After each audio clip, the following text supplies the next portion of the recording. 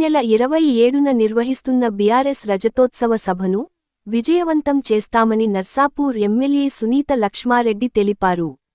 మెదక్ జిల్లా వెల్దుర్తి మండల కేంద్రంలో ఆమె మీడియా సమావేశం నిర్వహించారు.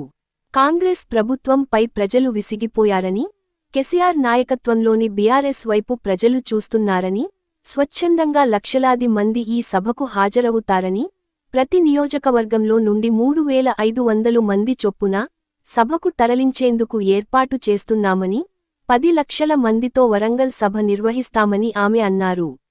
ఈ కార్యక్రమంలో MLA Sunitha Laxma Reddy, society chairman Anantha Reddy, ZPTC Ramesh Goud, మాజీ ఎంపీటీసీ మోహన్ రెడ్డి, మాజీ మార్కెట్ చైర్మన్ కోదండ కృష్ణగౌడ్, మాజీ ఎంపీటీసీ జగ్గ అశోక్ గౌడ్ తదితరులు పాల్గొన్నారు. ముఖ్యంగా రైతులను రోడ్డు పాలు చేసినటువంటి ప్రభుత్వం ఇది.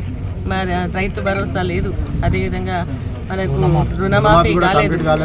రైతుకు సంబంధించినటువంటి ఏదైతే బోనస్ ఇస్తామన్నారో ఆ బోనస్లో కూడా నష్టం జరుగుతోంది.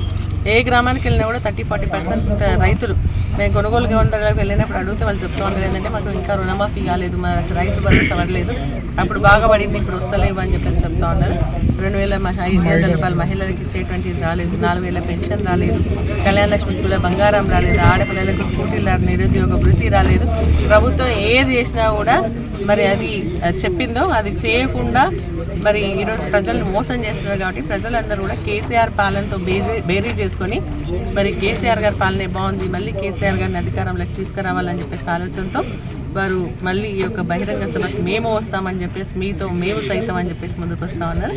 తప్పకుండా భారీ ఎత్తున తీసుకెళ్ళి మళ్ళీ రానున్నటువంటి కాలంలో కేసీఆర్ గారి ప్రభుత్వాన్ని తీసుకొచ్చే విధంగా ప్రజలందరూ మాతో పాటు కంకణబద్దులే ముందుకెళ్లాల్సిందిగా నేను వారందరికీ విజ్ఞప్తి చేస్తాను. ఈ యొక్క కార్యక్రమాన్ని విజయవంతం చేయాల్సిందిగా కూడా నేను కోరుతాను.